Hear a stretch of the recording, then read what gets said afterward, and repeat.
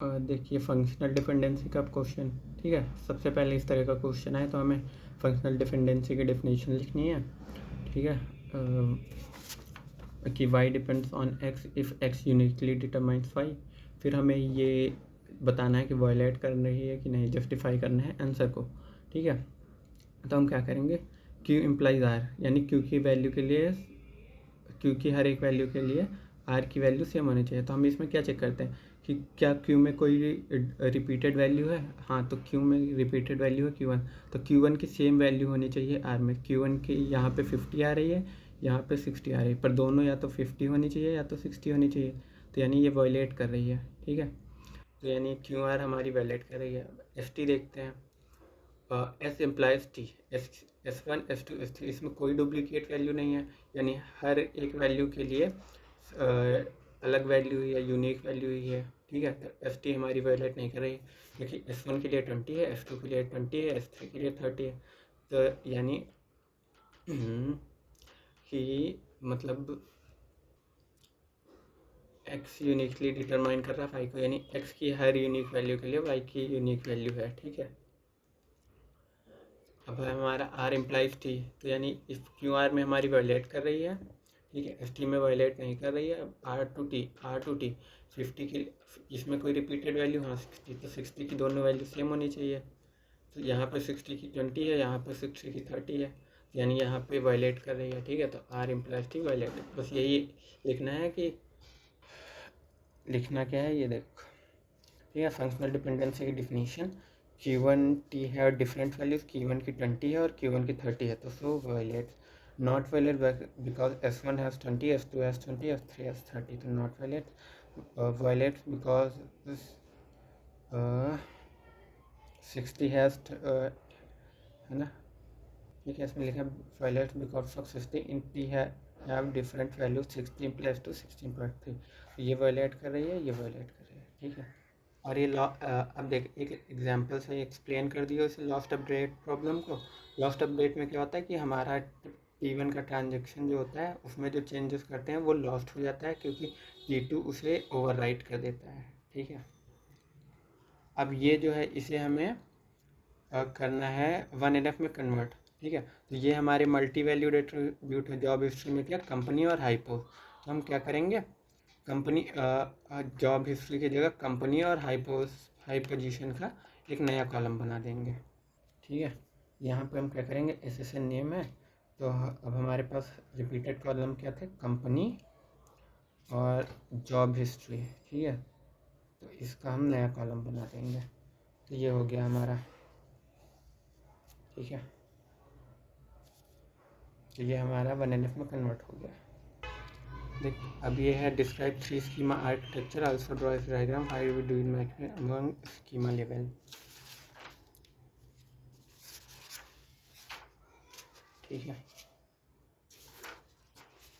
देखिए ये है इसका 3 स्कीमा इस आर्किटेक्चर का डायग्राम, ठीक है। ये एक्सटर्नल लेवल, ये कंसेप्चुअल लेवल, ये इंटरनल लेवल, ये हमारा स्टोर डेटाबेस, ये एक्सटर्नल व्यू।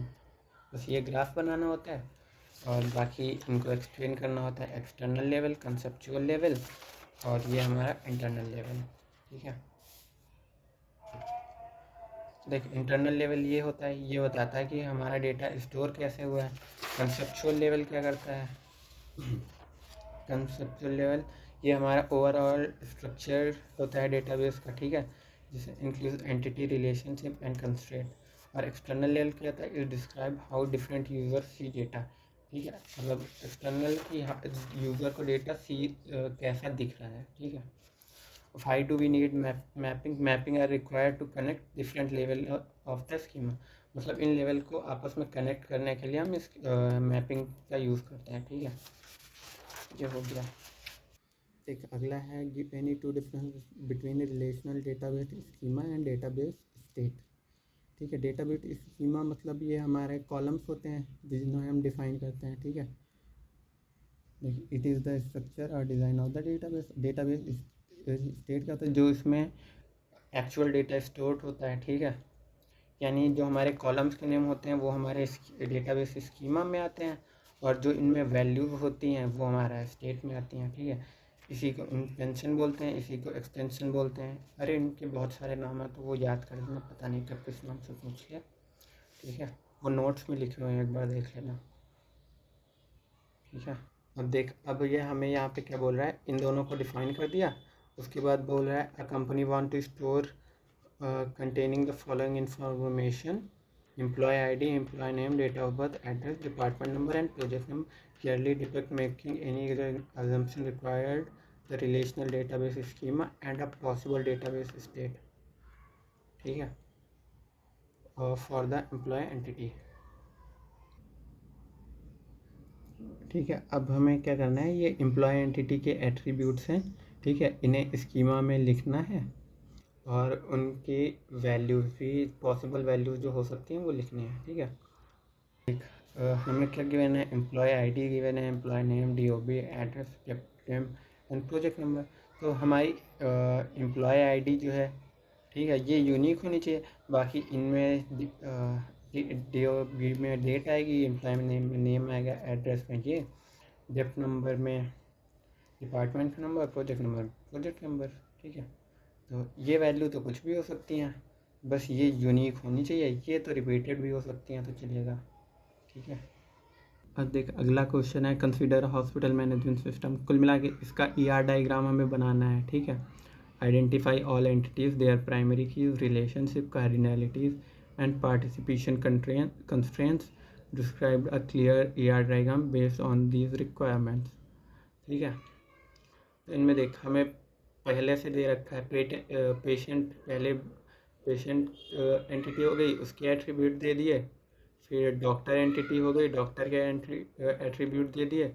फिर अपॉइंटमेंट के एट्रीब्यूट दिए हैं तो अपॉइंटमेंट एंटिटी हो गई। फिर ट्रीटमेंट के एट्रीब्यूट दिए हैं तो ट्रीटमेंट एंटिटी हो गई।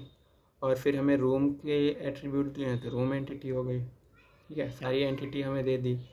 फिर आगे क्या दिया हुआ है, ठीक है। फिर हमें यहाँ पे कुछ कंडीशंस दी हुई हैं, वही जो हमें, जो नहीं दी होंगी हम अज्यूम कर लेंगे, जो दी होंगी तो उन्हें यूज़ कर लेंगे। A patient can have maximum, a patient can have many appointments with different doctor and each doctor can have multiple appointment with different patient, ठीक है। और फिर यहाँ पे क्या दिया हुआ है,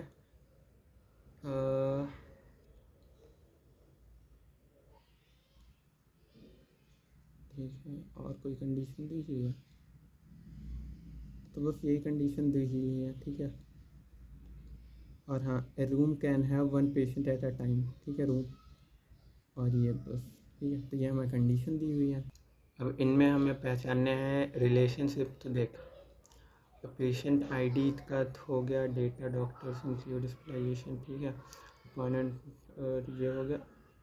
देख, अब यहाँ पे क्या दिया है, the patient can have multiple appointments with different doctors and each doctor can have multiple appointment. यहाँ से हमें क्या पता चल रहा है, पेशेंट जो है वो अपॉइंटमेंट से कनेक्ट है और डॉक्टर जो है वो भी अपॉइंटमेंट से कनेक्ट है, ठीक है। अब इनके बीच में हमें चाहिए क्या, हमें चाहिए रिलेशन। तो अब हम यहाँ पे रिलेशन क्या देखेंगे, ठीक है। A patient can have many appointment, ठीक है। तो पेशेंट हैव हमारी वर्ब हो गई, तो हम हैव कॉम ले लेंगे एज अ रिलेशन, ठीक है। और यहाँ पे each doctor can have multiple appointments with different patient, ठीक है। तो each doctor can have multiple appointments, ठीक है। तो अपॉइंटमेंट और डॉक्टर के बीच में क्या रिलेशन होगा, यहाँ पे भी हम कुछ भी ले सकते हैं, ठीक है। हैव लिखा है, बाकी हमारा मन, मतलब जो सूटेबल लगे हमें, ठीक है। और each treatment is prescribed to a patient by a doctor. तो ट्रीटमेंट और पेशेंट, ठीक है, ट्रीटमेंट और पेशेंट के बीच में एक ही रिलेशन मिलेगा यहाँ पे, मतलब क्योंकि ये एंटिटी कनेक्ट है, ट्रीटमेंट जो कनेक्ट है वो पेशेंट से कनेक्ट है, ठीक है। और यहाँ पर रिलेशन क्या है, प्रिस्क्राइब्ड, ठीक है।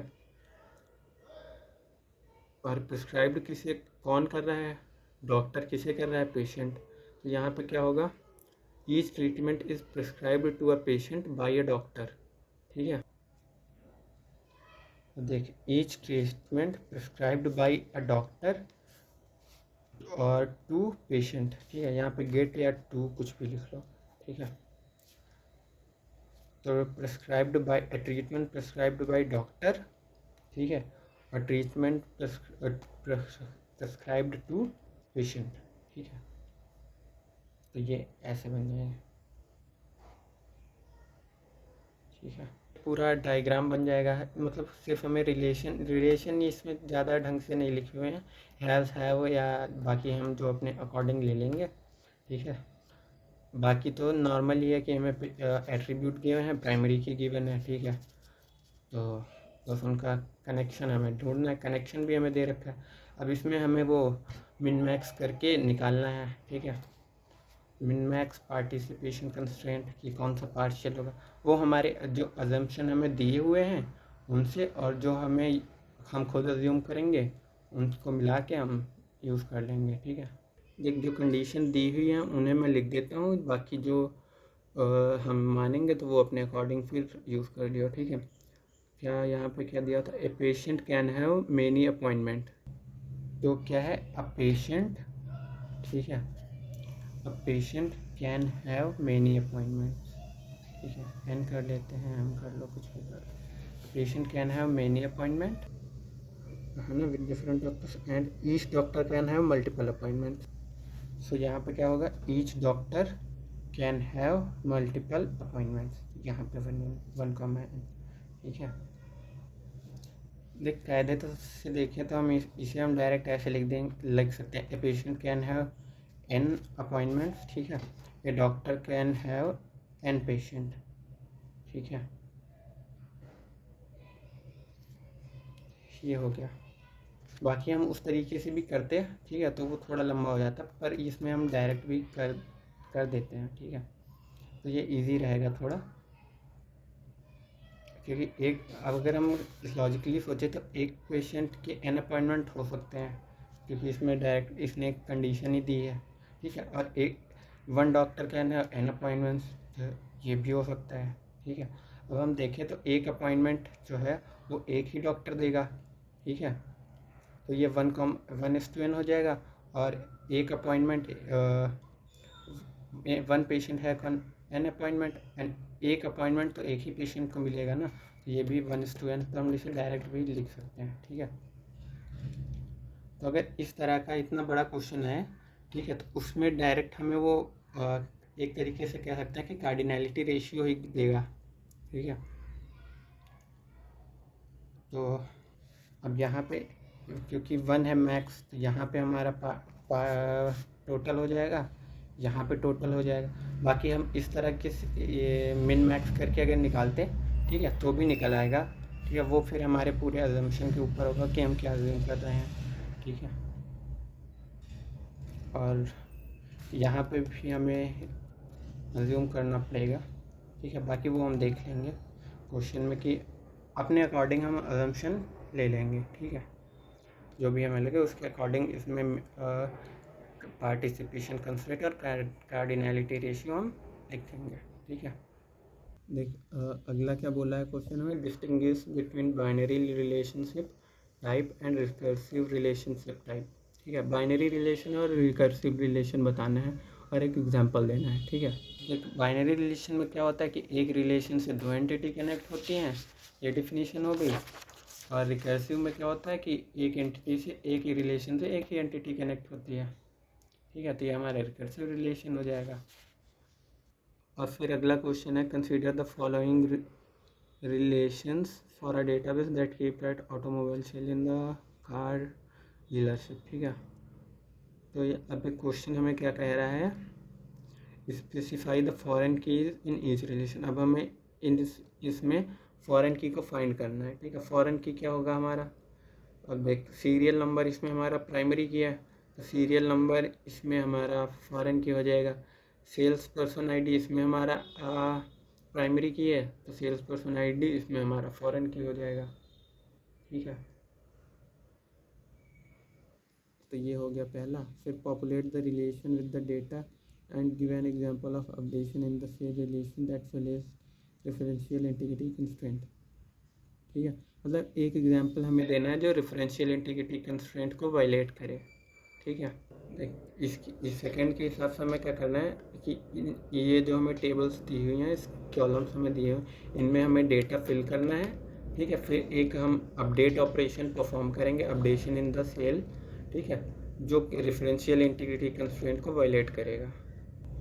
ठीक है, तो जस्ट मैंने कुछ देख सीरियल नंबर और ये जो मॉडल सीरियल नंबर इसमें हमारा प्राइमरी की है, तो ये यूनिक हो जाएगा। ठीक है, बाकी ये तो कुछ भी हो सकते हैं, कुछ भी लिख देंगे। फिर ये हमारी फिर हम बनाएंगे सेल्स पर्सन का। ठीक है, सेल्स पर्सन में हमारा सेल्स पर्सन आईडी ये यूनिक था। ठीक है, तो हमने इसको यूनिक रखा, बाकी इनको कुछ भी रख देंगे। फिर सेल में आईडी और सीरियल नंबर। ठीक है, आईडी और सीरियल नंबर इन दोनों का कॉम्बिनेशन था प्राइमरी, तो हम आईडी और सीरियल नंबर वही यूज़ करेंगे जो हमने यहाँ पे फिल किए हैं, तो 12 और 102 101 और 102, बाकी इनको तो हम कुछ भी रख सकते हैं। ठीक है, तो हमारा ये हो गया। बस ये ध्यान रखना कि ये हमारी यहाँ पे फॉरेन की हैं, तो जो वैल्यू यहाँ पे होंगी वो वैल्यू यहीं पे होनी चाहिए। ठीक है, इनसे अलग, जैसे यहाँ पे हम 3 लिखें और यहाँ पे नहीं, तो ये नहीं होना चाहिए। ठीक है, अब क्योंकि रेफरेंशियल इंटीग्रिटी कंस्ट्रेंट वायलेट करना है, तो मतलब हमें क्या करना है कि यहाँ पे हमें अपडेट करके 2 की जगह 3 कर देना है, क्योंकि 3 ऊपर नहीं है कहीं भी। ठीक है, या इसकी जगह 103 कर देते हैं। तो अगर इन दोनों में कुछ भी एक करेंगे या इन दोनों में ही चेंज करेंगे, तो हमारा रेफरेंशियल इंटीग्रिटी कंस्ट्रेंट वायलेट हो जाएगा, क्योंकि 3 और 103 इन दोनों में नहीं है। ठीक है, अब यहाँ पे क्या है, अपडेट सेल सेट। ठीक है, अपडेट किया हमने सेल वाली टेबल को। ठीक, सेट सीरियल नंबर 105, सेट किया सीरियल नंबर 105, यानी 105 हम लिख देंगे सीरियल नंबर में, कहाँ पे, जहाँ पे सेल्स पर्सन आईडी 1 है। ठीक है, एंड सीरियल नंबर 101। देखिए इसको लिखें या ना लिखें, बस इतना लिख देंगे तो काम हो जाएगा। ठीक है, जहाँ पे सेल्स पर्सन आईडी 1 है, जहाँ पे सेल्स पर्सन आईडी 1 है वहाँ पे हम इसको 105 कर देंगे। अब क्योंकि 105 यहाँ पे है नहीं, तो रेफरेंशियल इंटीग्रिटी कंस्ट्रेंट वायलेट हो जाएगा।